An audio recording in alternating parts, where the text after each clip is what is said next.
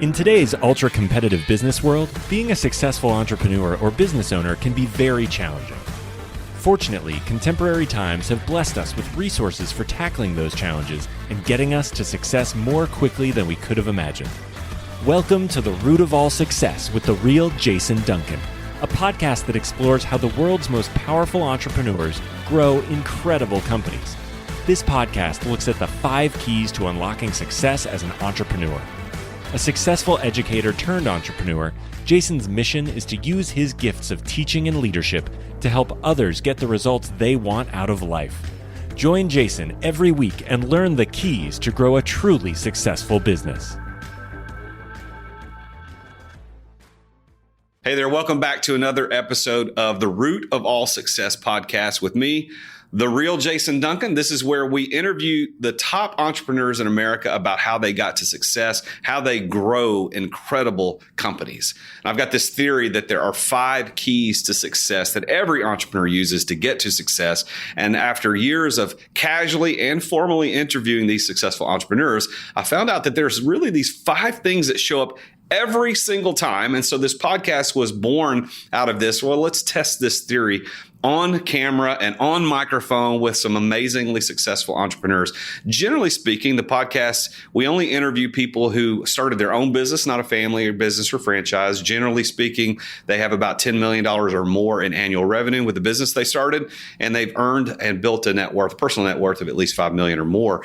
And our guest today fits right within those categories, and you're going to be really excited to hear his story. He's a great friend of mine. One of my personal advisors. Love meeting with this guy. So I'll tell you about him in a minute. But let's talk about where we are. So this podcast is syndicated by the C-Suite Radio Network.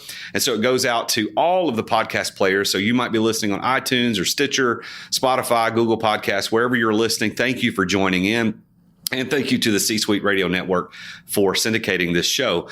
Also, if you're listening to this on audio only, you're missing out. You really should go and watch this on YouTube because we film this live and in person at the Standard at the Smith House in Nashville, Tennessee, in the Matador Room on the 3rd floor.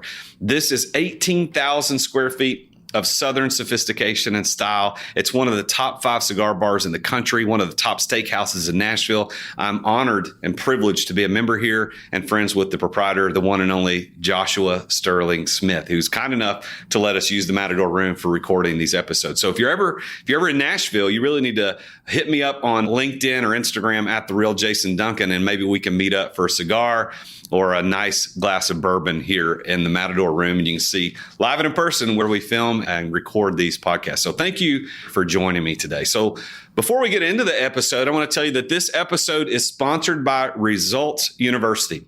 Go check it out at resultsuniversity.org.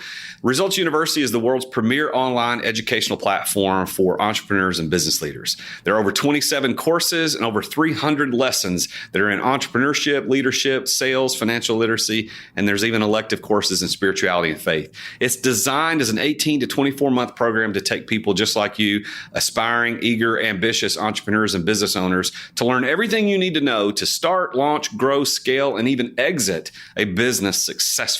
And that's what the courses are designed to do. And why would you go spend hundreds of thousands of dollars on a traditional college degree that you may or may not ever need, and you're going to be in debt forever trying to pay that thing off for a fraction of the price? A fraction of that price, you can enroll in a university like Results University and get a world-class entrepreneurial education. And that's actually going to give you the skills and tactics that you need to succeed. So I've got a special offer for those of you who are listeners to the podcast. You can go to resultsuniversity.org/root, as in root of all success.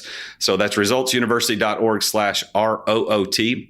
And I've got a special tuition discount for any listener of the podcast who wants to enroll as a student in Results University. We have 3 different levels that you can enroll at depending on what type of experience you want. We've got everything from just access to the courses online all the way up to getting your very own personal business coach for the entire duration of your experience in the university. So go to resultsuniversity.org/root, and we want to thank Results University for sponsoring this episode. All right, that's enough of that. Let's get on with the show. Today, I want to talk about a good friend of mine and a guest who's sitting across the table from me here at the Matador Room.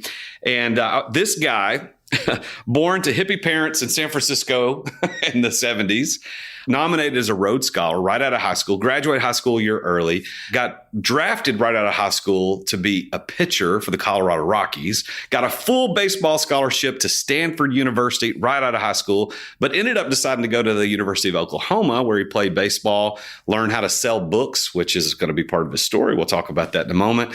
And went on later to get a law degree and has worked in some amazing firms and worked for other attorneys and judges, and now owns and operates a company that provides advice to people who are high net worth individuals, executive business owners, et cetera. And we're going to talk all about that. And this guy is Jason Weiss, my good friend. So there's two Jasons on the podcast today. There's Jason Weiss and there's me, the real Jason Duncan. So Jason, thank you for being here today. Likewise, Jason. Good to be here. Oh, man, we've known each other for a little while now, but even some of these details that I dug up for this, I did not know the hippie parent thing in San Francisco. And tell us about that story. Well, yes. I mean, if you go to San Francisco State in the late 60s, I don't think you had another choice other than me hippie parents. I still remember, though, I'll fast forward the story. I was in high school. My dad showed me kind of where he grew up and things like that. I went to the Berkeley campus and I said, wow, there's a sign that says recycle or die. Do they mean that? And he goes, they do. Then it was my introduction to kind of the culture back then. But no, they were in the thick of it, the 60s. I think my mom infamously dated the Rolling Stones editor at the time. Yes, they were true in that culture, hippie parents from the 60s. All right. So how did the hippie parents turn out such an amazingly gifted and intelligent kid who could be a Rhodes Scholar nominee, graduate high school early, and an amazing athlete, pitcher for the Rockies right out of high school? How did that happen? You know, I think they looked at things the same way I looked at things now. They looked at things very pragmatically. They didn't see too far ahead in the future. And as kind of hippies, you live in the moment, so to speak, is they didn't get too far ahead with planning. And I think that's one of our kind of curses and things. We get too far ahead. We don't live in the moment and see the moment for what it is. So I've always had this unique ability to kind of see the moment, not get too far extended, and just really live in that space and kind of thrive in that space. When did you first remember playing baseball? Because that's a big part of your story. Yeah. So again, back when I grew up, there wasn't all these leagues and everything else. So we lived on, after they became hippies in San Francisco, they left kind of the Bay Area, this is an interesting story. They thought they were going to Oregon. And we started driving to Oregon and our car broke down in a place called Grass Valley, California, which is near Lake Tahoe. So the car broke down. So I go, I guess we should live here. So that's where I grew up and that's how I ended up there. So we found this acreage, 5 acres, but it was part of a larger subdivision. And my brother and I, for just something to do, we'd grab rocks and throw it to the furthest tree out there. And who could hit a tree and who could hit this tree? Well, that wasn't quite baseball, but little did I know it was building on my arm strength. So as I got to high school, I started pitching. Now, I wasn't the most accurate pitcher. I definitely was the most accurate pitcher. I could not, there wasn't, accuracy was not my skill, but I had a very strong arm. Again, this is kind of the Forrest Gump approach to how we took things. I just took one thing after another. And next thing I know, I started pitching and college coaches started coming out and other sort of people coming. And sure enough, that's what led me to be drafted in my senior year in high school. Right out of high school, senior high school, graduated a year early, but you get drafted by the Rockies to go play. Plus, you get this Stanford scholarship to go play baseball. So how did you end up making the decision what to do about it? So yeah, that's a great thing. So again, my parents being kind of more the hippie generation, anti-establishment, if you will. Kind of the establishment was never in my purview. I didn't even apply to a college, I don't think, until late into my senior year. I want to say probably I was graduating, and when I put my first college application, I thought I was going to the local junior college the whole time. Just that's what you do. So I get drafted professionally, and my coach comes in and says, my high school coach, and says, hey, Jason, you've got very good grades. I see we're talking about nomination for a Rhodes Scholarship. Where are you going to college? And I said, well, I was thinking about the junior college down the street. He says, have you thought about a 4-year college? And I said, not really. He goes, can I make a couple calls for you? I said, sure, why not? Do whatever you want to do. So makes a couple calls, calls me into the office. And calls me into the office, I want to say the middle of June. Now, remember, I graduated probably 2 or 3 days. I've already graduated at this point in high school, not know where I'm going. He sits down and he goes, I've got 2 colleges that are very interested in talking to you. Stanford University, who wants to offer you a scholarship based on being drafted and your grades and whatnot. And the University of Oklahoma wants to take a look at you. And I go, well, that sounds great. He says, the reason why they want to, they're in the College World Series last year. That meant nothing to me. And I said, first of all, no to Stanford. That's across the street from me. That's like going in your backyard. What's Oklahoma like? He goes, let's take a trip out there. So I've never been in an airplane, never done any of that. So I went out to Oklahoma. And sure enough, out there, I met Barry Switzer. I met Brian Bosworth. They just happened to be there at the time. So I fly home and I say to my parents, I'm choosing education. They go, that's wonderful. And I say, I'm going to the University of Oklahoma.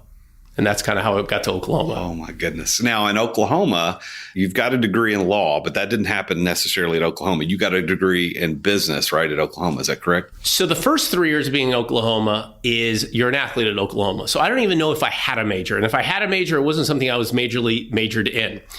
So my junior year, I was pitching still, and I got hurt my junior year. So at that point, baseball and me were having a crossroads. I was hurt, I couldn't play, but at the same point I wanted to be a college student at that point.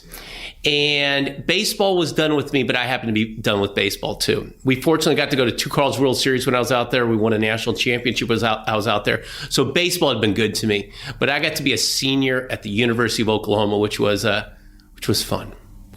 So how did the book selling come in? Yeah. So once it became my 1 year being a college student, because 3 years have been a baseball player, 1 year I joined a fraternity. I'm going to live 4 years of college inside 1 year. Like, I'm going to do that. So I do that. And I meet 2 college buddies of mine. And they say, what are you doing this summer? I go, again, I don't know. Kind of like the junior college thing. I don't know. I'm graduating. Remember, I'm graduating college. I don't know. They say, why don't you join us as go sell books? Why not? Where is it? It's in Nashville, Tennessee. So we come out here and I spend the summer selling books in North Carolina. And those 2 guys I live with are still very close friends of mine. And it's been a great ride. And who did you sell books for? Southwestern Book Company. It was a Nashville icon here in this area. And you and I both know there are so many successful entrepreneurs today in this town and other places. That's where they got their start. Why do you think that is? Why do I think that is? It instills in you work ethic. It instills in you the ability to accept rejection. I remember this story when I was about to sell books. I was say 21 years old. I just graduated.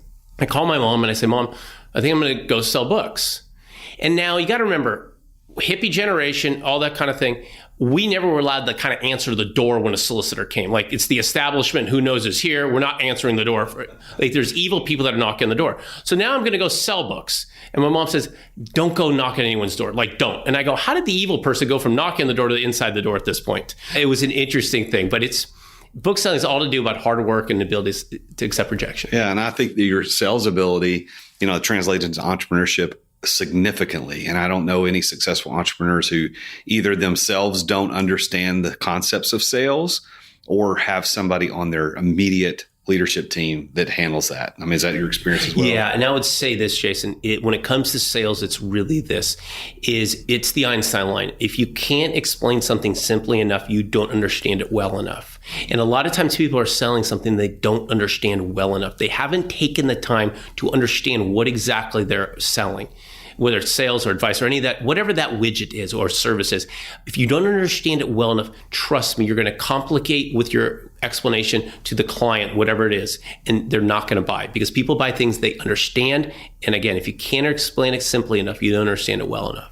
You go from your 4 years of college in 1 year at Oklahoma, your senior year, and you're selling books that summer leading into that, or is it after your senior year? So it's right at my senior year. That summer after my senior year. So you're selling books, you're learning how to take rejection, you're learning how to sell, you're developing your acumen for handling those types of situations. When did law become a part of your story? So book selling ended because it's a summer job. And I remember I graduated college, I'm selling books, and I did realize early on selling books is not going to be a career. It's going to be a summer.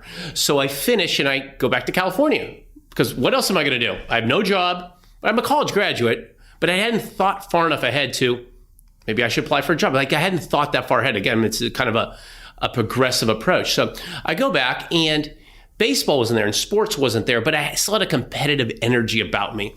So what was going to fill that? So I said, I know what it is. Politics. Seems competitive. It seems to fill that need. I'm going to go do that. Remember, I just come off the book selling, so I've got no fear. I'll knock on any door. It is that kind of thing. And this is 1995, 96.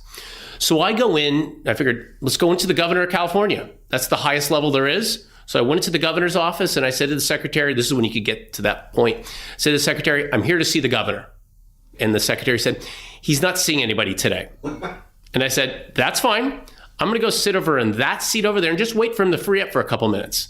The secretary realized I wasn't much of a threat and decided to have somebody else come see me. And the person who came see me was one of his legal secretaries, one of his attorneys. The attorney came over to me and started talking to me. I explained to my past. He said, "Why don't you become an intern for me?" I said, "Great."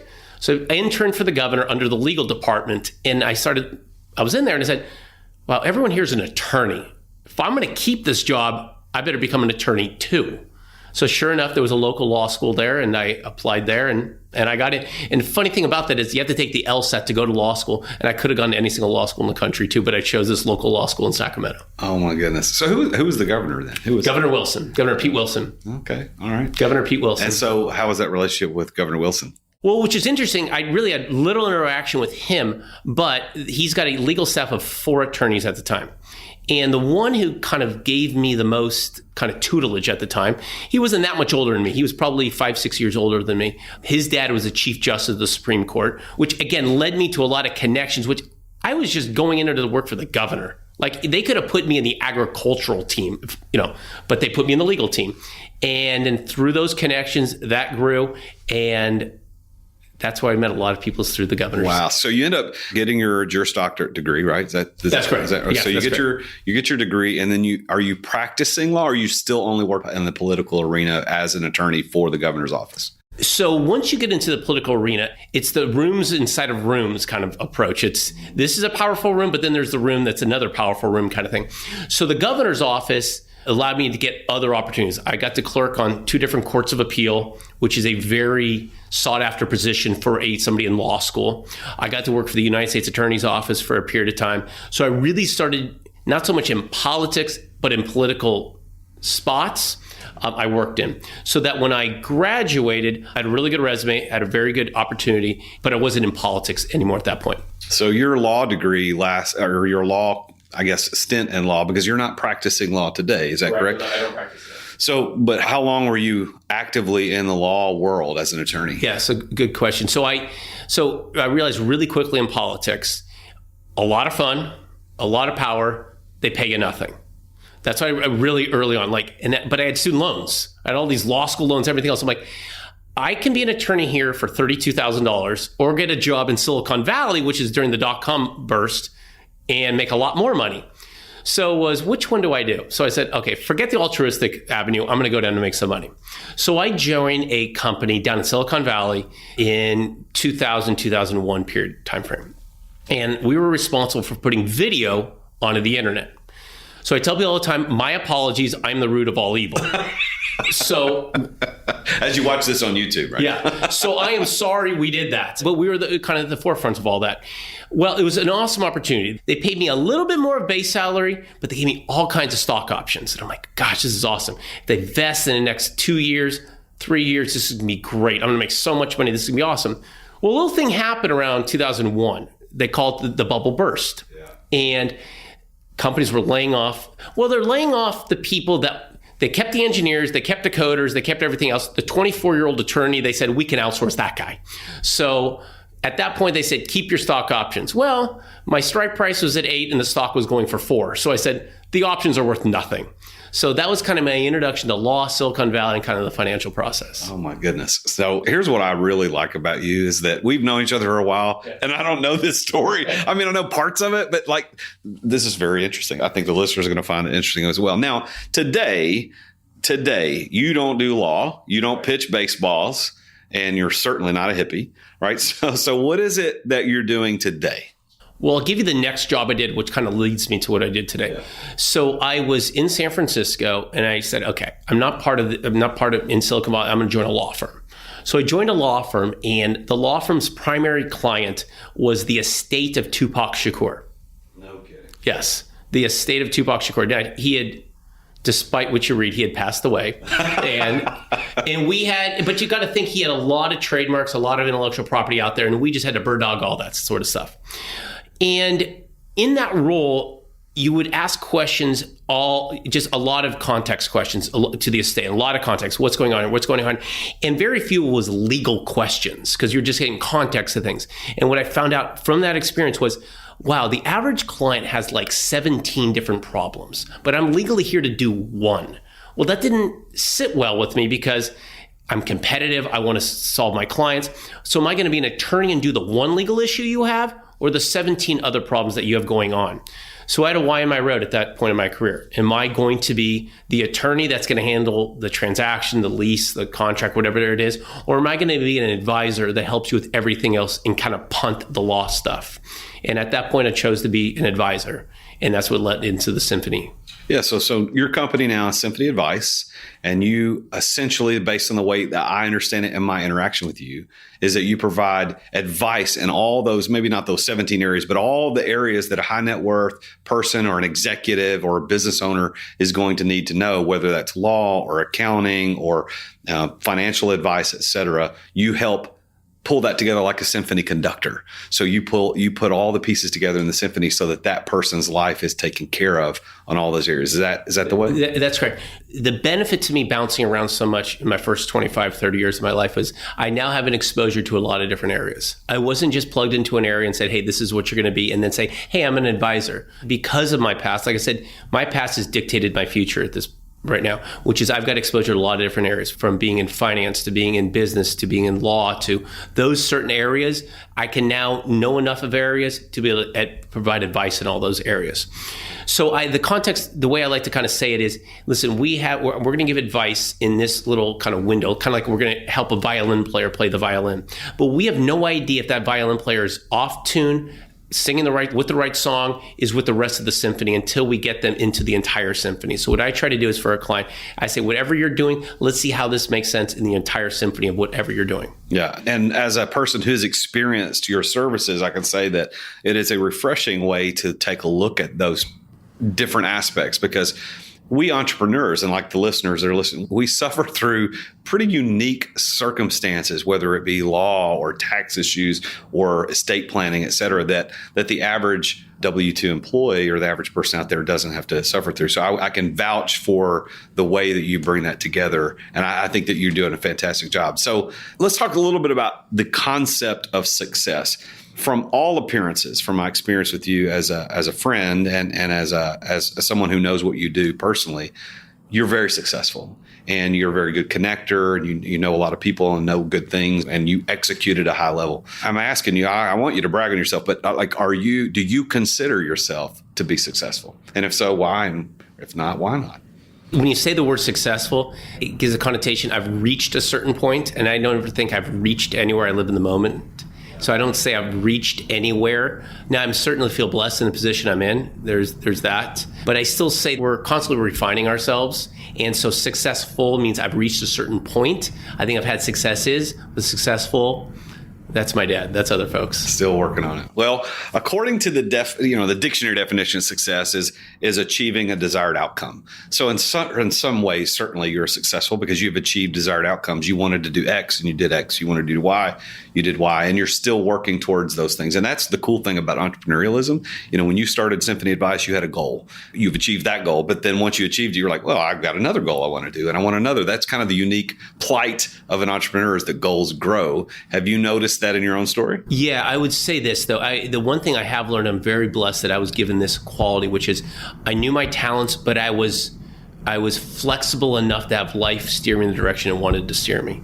Now, very easily, if I put on a piece of paper, Stanford or Oklahoma, it would not have been a choice. If I said, hey, listen, this job or this job, you would have chosen the other one. But I'm flexible enough to say, in this moment, what makes the most sense without this vision of like, oh my goodness, in 20 years from now, I'll still be doing this, because I don't look at it that way. I go, what is the best decision today? And then I'll make the best decision tomorrow, and then I'll make the best decision the next day. Well, I think that's really, really good advice from a perspective of someone studying success in entrepreneurs. My questions now are going to lead to these 5 keys that I kind of alluded to in the intro, is that every entrepreneur that I've interviewed, whether formally like this or informally over a cigar or a glass of whiskey, I asked them questions about, how did you do that? Like, how did you build Symphony Advice to be this amazingly successful advising company for people that you serve? And what I found is that these 5 things show up every time. So I'm going to ask you we'll go through these one at a time. So the first one I find, and probably the most important, is the concept of passion. And when I explain passion, I always have to give some definitions and some qualifiers, because a lot of times when you say passion, people think, well, oh yeah, I have a lot of passion about that, or a passion in that. I love that thing. And that is certainly one side of passion. There was probably a time in your past where law was a passion of yours, or baseball was a passion of yours, or dating, girls was a passion. But passion has another side that really leads to success. And that passion means the willingness to endure or suffer. So for instance, the passion of the Christ didn't mean that Jesus was excited to go to the cross, joyful, looking forward to it. But he was willing to suffer and endure for a greater cause. So in your story, building Symphony Advice to be a very successful firm, an advising firm, can you tell the listeners about how passion as a place where you had to suffer, can you tell us a little story about how that might have played into your story? Sure. See, we all know the saying, the Malcolm Gladwell, 10,000 hours. We know that saying. Yeah. And it kind of goes along with the Bruce Lee saying, he's not worried about somebody that's practiced 10,000 moves. He's worried about the person who's practiced 10,001 kicks, a certain kick. And I would say this, we know the hours, but nobody wants to put in the hours. If you know that to be true, you've got to put in the hours. And when you get to 9,000, they didn't say it's 9,000 hours, they said it's 10,000 hours. You've got to put in the hours to get there. There's no shortcut to that. There's no way around that. And that's when somebody says, if you can't explain it simply enough, you don't understand it well enough, that person hasn't put in the hours because it's still confusing. So for you as an advisor, the last guy you met with, and I don't know who that is, you're very private, which is rightfully so in what you do. So I have no idea who these people would be. I'm just making this up. But the last person that you met with who's worth gazillions of dollars and you're helping them figure out all these pieces to the symphony they're trying to make beautiful music to. When did Symphony Advice start? I didn't ask you that question. What year? 16 years ago. All right. So 16 years ago, day one out of the gate, shingles hung, business cards are printed, ink is drying on the cards. Could you have had a meeting with that guy that day? Probably. Oh, okay. Because I go back to my book selling days, which is my job is to knock on the door and say what I want to say. Now, I probably wouldn't have had the confidence I would have had today. You're probably right about that. Kind of talking about both sides about the 10,000 hours. I still would have had the confidence. Now, it may not be as successful, granted, but you got to have confidence in what you're doing. Well, and you went through the suffering part of learning how to go through selling books. I'm pretty sure all the times that people slammed the doors of your face or told you to get off their porch or called you ugly names, that suffering prepared you for what you're going to prepare or going to do later as a professional advisor, right? Yeah, that's right. I mean, I tell people this too, is yes, you do have to put in the hours in, but you got to show up in the arena. You've got to show up in the arena. I tell people all the time, have you been to a play? And they say, I've been to a play. And I go, they get every line right in the play. They go, I don't know. I go, because you didn't have the script. I said, be willing to knock on the door. Be willing to make the cold call. Be willing to engage in the meeting. They don't know the script. They don't know what you're supposed to say. But you get in there. Give yourself the at-bats. That's how you get to 10,000 hours. So that's really good advice. And I think that, Theodore Roosevelt had the very famous comment about it's not the critic, but it's the one who gets in the arena that we applaud. And I think that's and I probably butchered the crap out of that, but that's, you listeners get the idea. So the second thing and the keys to success, not only passion, this willingness to endure and your willingness to put in the 10,000 hours, which I love. By the way, that's from the Outliers book, right? From Malcolm Gladwell. And if you haven't read any of his stuff, if you're a listener, you really should go read Malcolm Gladwell. Everything that he read, everything he wrote is fantastic. But the second key to success that I've found in successful entrepreneurs just like you is being at the right place at the right time, right? And so for you, I'm thinking back to the story you told a moment ago, and you correct me if I'm wrong, but right place, right time for you is where the car broke down. Like, had the car gone all the way to Oregon, this story might not have ever happened the way that it did. Is that the way you see it? Yeah, it's the old luck definition, which is preparation and opportunity. You can constantly look for opportunities and not be prepared, or you can constantly prepare and never have opportunities. But when you prepare and put yourself in the arena for opportunities, you get lucky. So you're right place, right time in the way that I am just kind of translating your story as an observer. Is the car breaks down in Northern California and you guys set up shop there, life starts, you're throwing rocks at trees, you become a good pitcher, then you go to school. Like, all of those things led to the place where you are today. But then there's other places, right place, right time, is that you were at Oklahoma, not Stanford. Like, how different is your life today because Oklahoma happened? Would you have gone to sell books had you been at Stanford? Maybe, maybe not. So I think your story, probably just as much as anybody else's, there's plenty of places, but are there others that I don't know about that you can go, that is a place I was right place, right time. That helped me be successful. So let me give you a quick story. So this is several years ago. And this is, first of all, my largest client I've ever had, I'm about to tell you about.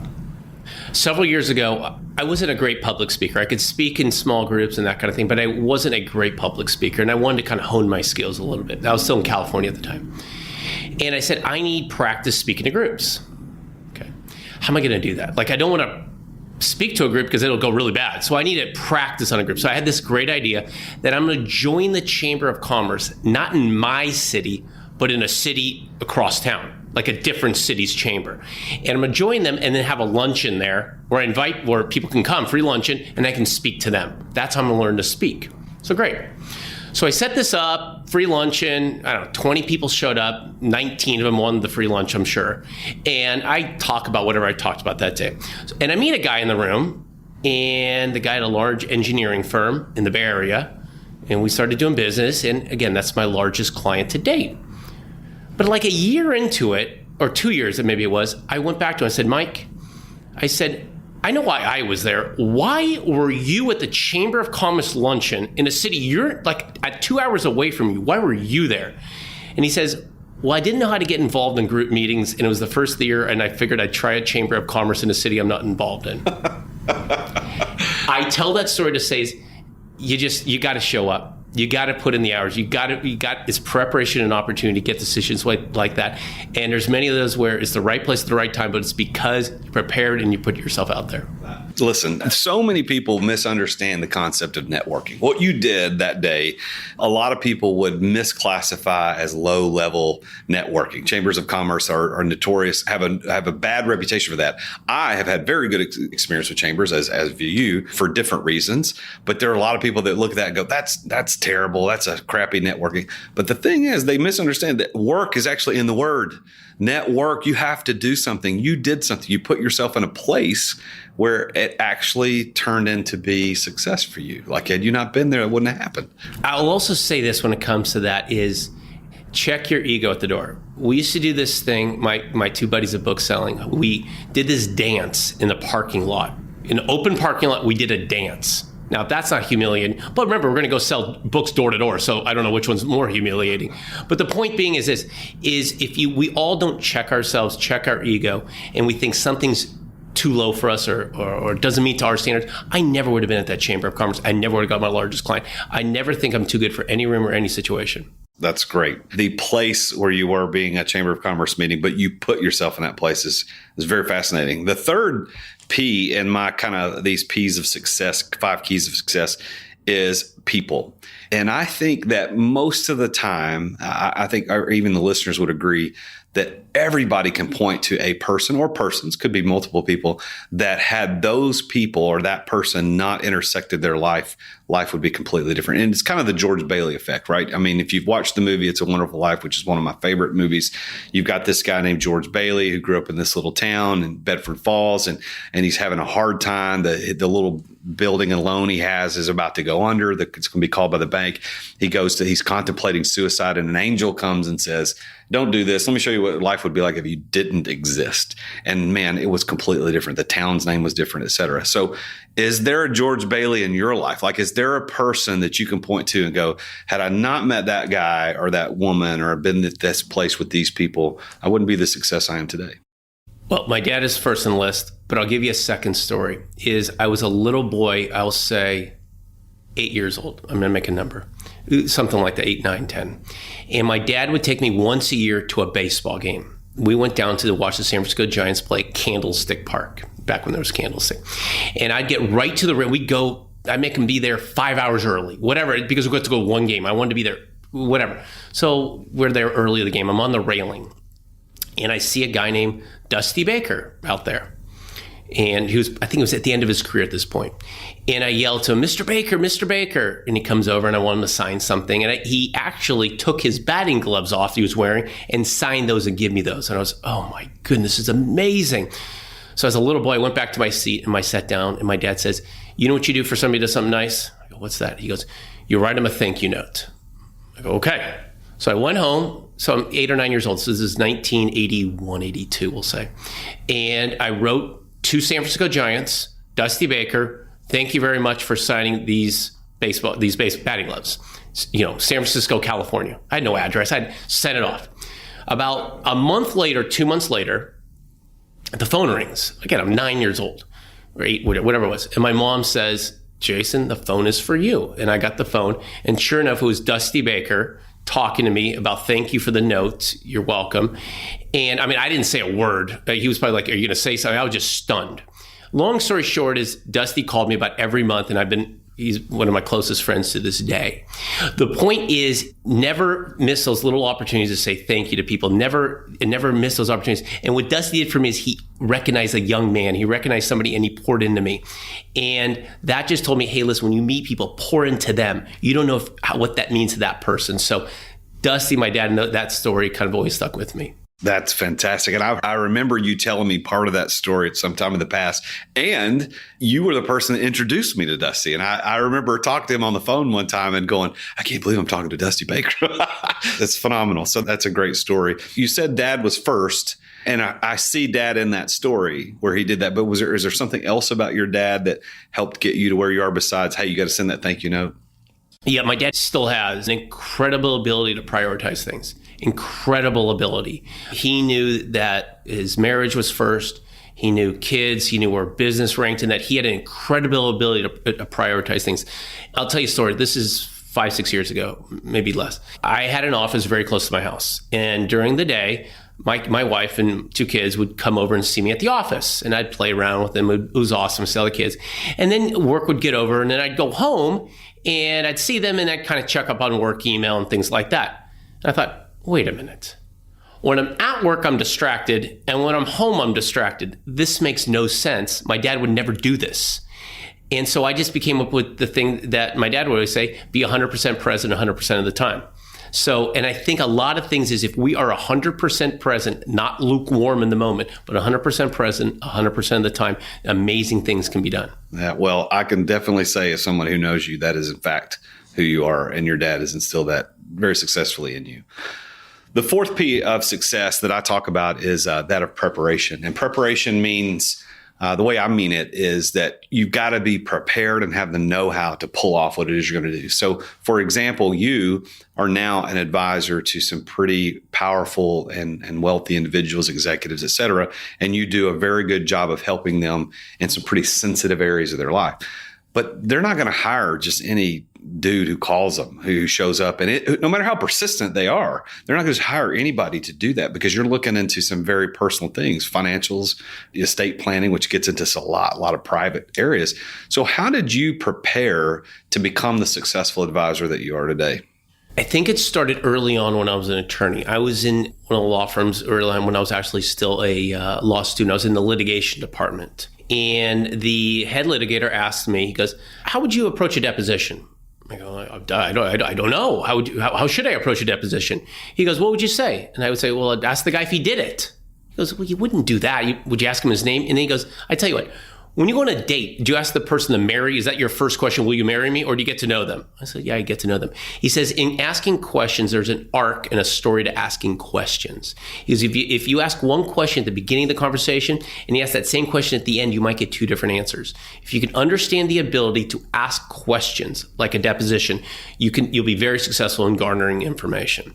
So what I've practiced and honed and prided myself in is the ability to ask the right questions to people. Because if you get the right questions, you'll get answers and it'll reveal things that they weren't normally going to do. And then based on that, trust can be developed. So if you just ask people constantly, how are you doing today? How are you doing today? How are you doing today? You're only going to get skin deep. And that person will never trust you because you're just at skin level. It's the ability to ask really good questions to get in to know the person that garners trust in them and you. That's really good. And I 100% believe that the better questions lead to better answers. And you're never going to know what you want to know if you don't learn how to ask questions. And so I see that in you, and I completely get that that's what's led to the success. You know, I'll say, people will always say to me, well, how do I get to the questions? And I say, whatever question you want to ask, go 3 years back in that story. Like if you want to say, how did you become to Symphony Advice? You don't just ask them how they got there. You say, hey, what were the years leading up to that? And we so badly want to know the answer to our question we really want to ask, we forget the groundwork and foundation needs to be laid prior to that question. That's right. That's exactly right. The fifth P to this idea that I've got, this theory about these 5 Ps of success, is that a plan.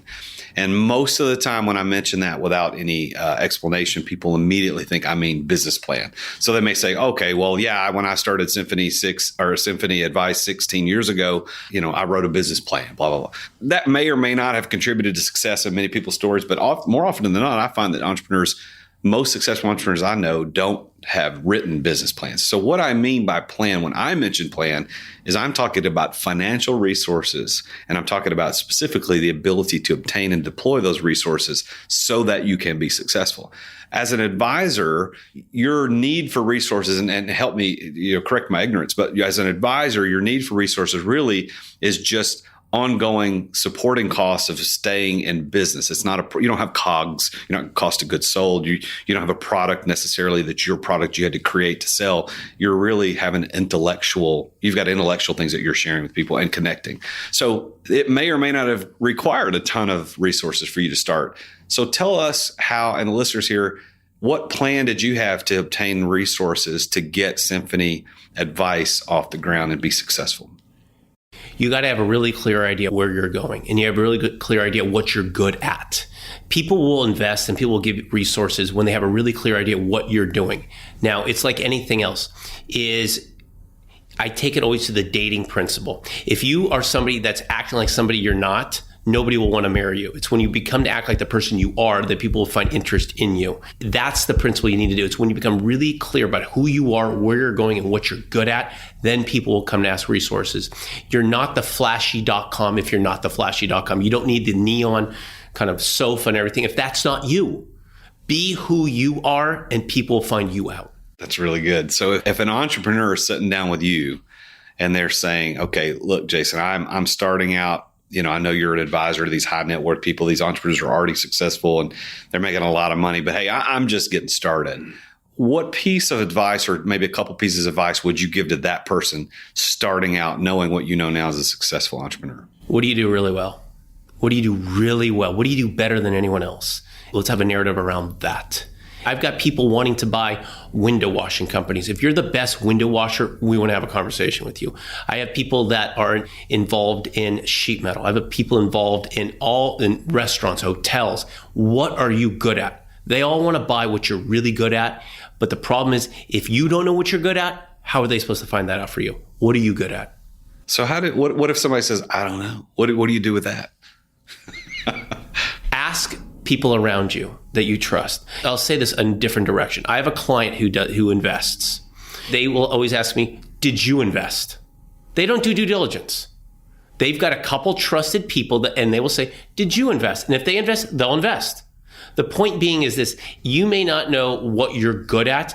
Find the people who know you best. They'll tell you what you're good at. I want to say this, and not everybody who sits across the table from me do I know as well as I think I know you. But I've learned so much today in our conversation that I didn't know. But I will say this, and this is for your own edification. I may say all this, and you go, I don't want that in there. But I'm going to tell you, you are such an impressive person. And I'm not blowing smoke here, although I was smoking a cigar earlier. I'm not blowing smoke right now. When you and I met, and I'll tell this story for the listener's sake, we were sitting at a table at a breakfast. It was a networking breakfast that we were at. And again, it goes back to networking, right place, right time. And you ended up being, not only were you at the right place at the right time, and was I, but we also hopefully were the right people for each other for different parts of our lives, because you handed me your business card. We were talking and it said Symphony on it. And I thought you were with the Symphony here in Nashville. And you're like, no. And you explained it. But that led to a coffee meeting at Starbucks. And then I happened to be studying about some particular investing things. And you started asking me questions. And it just, my life is, I can honestly say this, my life is in a different place because I know Jason Weiss. Had we not met that day at that networking. And I don't know if it's as dramatic as you meeting that guy at that chamber thing, but I think that it might be, because you've introduced me to so many amazing people. You've helped me with so many amazing things on my own life. So I'm saying this for the benefit of the listeners and for you. I really want you to know how much I appreciate you. And I don't think I've told you that enough. And now I'm doing it publicly on the podcast here. But hearing this story makes me even more impressed. I think you're a very impressive individual. So I knew you were successful, but now I get a lot better picture. And I hope the listeners are appreciating this. So how can listeners get in touch with Jason Weiss? I believe we have a link through our website. And the best way to kind of get through to me, our contact us page is there. And that's kind of the best way right now. And that's symphonyadvice.com. That's Symphony, just like exactly what it is, symphonyadvice.com. You can go to his website. You can log in there. If there's a contact, you can reach out to Jason that way. He doesn't participate in all other social media. He's way too busy of a man to not be distracted by those other things. He's got too much else going on with his family and all the other stuff that's happening. So, well, Jason, is there anything that I didn't ask or something you wanted to say specifically in regards to success or anything else before we close the conversation? No, but I would say is whenever you start a business, it seems like the elephant is in front of you. You've got so much to do, and but just remember that famous line, just one bite. How do you eat an elephant? One bite at a time. And that's even for people with so much going on.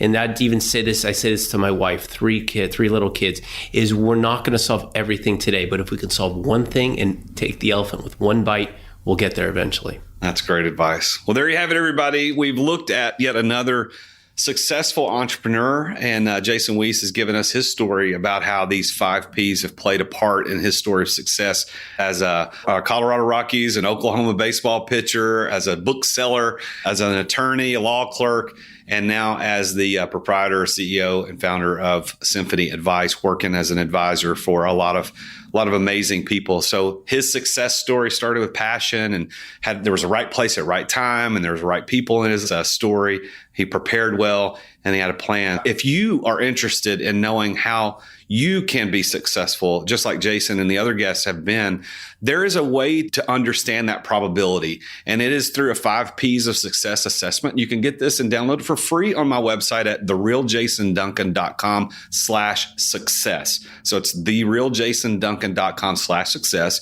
You go to the website, you can download the 5 Ps of success assessment. It is 100% free, and when you complete the assessment, it'll give you a personalized report that gives you your odds or probability of success with regard to a specific venture. So you'll have to fill out like what your venture is, what you're trying to accomplish. And here's what people tell me when they take the assessment. They say, well, if it comes back with low probability, well, then here's what that means. That doesn't mean you can't be successful. It just means that that thing that you're in might not work. Just like what Jason Weiss said a moment ago is that, hey, find out what you're really good at. Well, you may have a great idea, but you don't have the ability to execute it. The 5 Ps of success assessment will help you identify that. So in the like manner, it's going to tell you what you shouldn't pursue, but it'll also help you get clarity on what you should pursue. So go to therealjasonduncan.com/success, download that assessment. And I also occasionally do about once every 6 weeks or so, I do a 5-day challenge with anybody who wants to sign up for that. That does cost a little bit of money, but that 5-day challenge is 5 back-to-back-to-back days with a whole group of people where we go through that, not only that assessment, but we dive deeper into the concepts of the 5 Ps so that you know how to apply those to your life as an entrepreneur and a business leader. I want to thank you, the C-Suite Network, for syndicating this. I want to thank you to Joshua Sterling Smith and the Standard here in Nashville for hosting us here in the Matador Room. This has been another fantastic episode of The Root of All Success with me, the real Jason Duncan. I will see you on the next episode, or you'll hear my voice on your podcast player on the next episode. And until then, remember, Jesus is King. Thank you for listening to another edition of The Root of All Success with the real Jason Duncan. If you've enjoyed this week's episode, we invite you to visit therootofallsuccess.com to access the show notes and other helpful resources. Take charge of your business. Grow it from great to incredible. Join us again next time here on The Root of All Success. This podcast is a part of the C-Suite Radio Network. For more top business podcasts, visit c-suiteradio.com.